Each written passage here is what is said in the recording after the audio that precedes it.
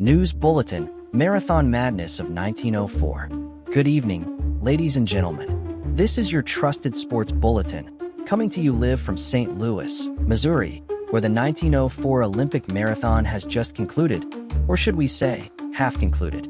Because tonight, America has witnessed not just a race, but a scandal on wheels. Yes, wheels. Picture this, a blazing hot afternoon, 32 brave runners lined up to prove their endurance, their grit, their Olympic spirit. The crowd was restless, the air thick with dust and anticipation. And among them, one proud American who seemed destined for glory.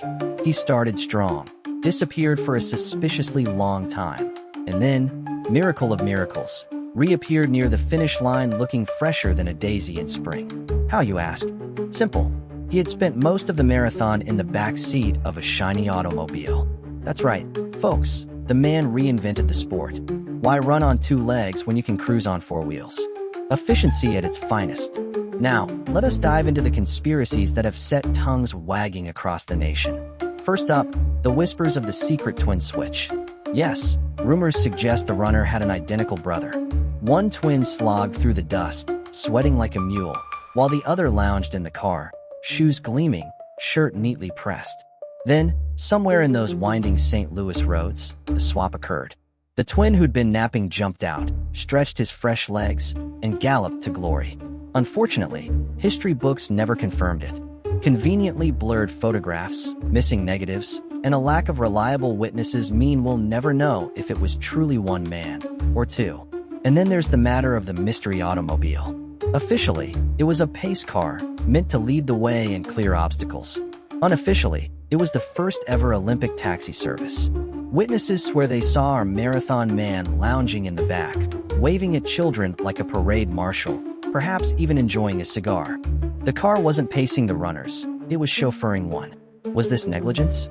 Or a deliberate plan by organizers desperate for an American medal? But wait, dear listeners, the plot thickens. Have you heard of the press setup theory? Because, miraculously, reporters with their bulky cameras just happened to be stationed exactly where the runner leapt from the car. And somehow, they caught the shot of the century. Him jogging those final miles, face determined, shoes spotless. Let us remind you, this was 1904. Cameras were slow, clunky, expensive. Capturing such a moment by chance.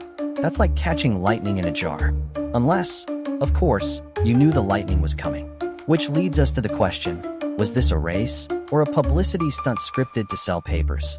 Speaking of shoes, perhaps the most damning evidence lies at the man's feet. Every other runner stumbled into the stadium covered in dust and dirt, shoes torn to shreds by the brutal terrain. Our hero? His shoes gleamed. They sparkled.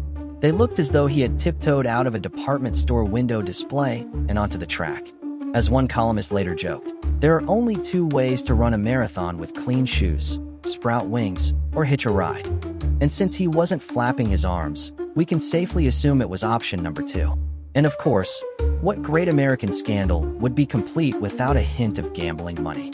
Records from a shady barbershop downtown suggest a betting ring was in play. Large sums of money were riding on this runner finishing near the top. If the scheme had worked, if the twin switch, the car ride, and the press photo op had all gone smoothly, someone would have made a fortune. Enough to buy half the Olympic Games, or at least a new fleet of pace cars.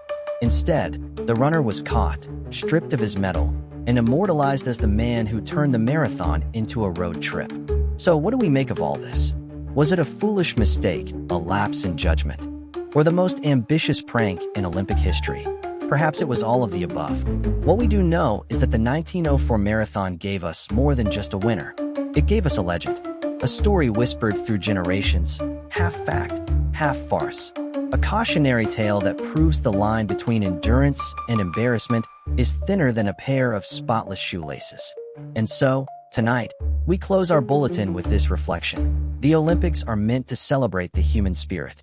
But in St. Louis, 1904, we celebrated something else.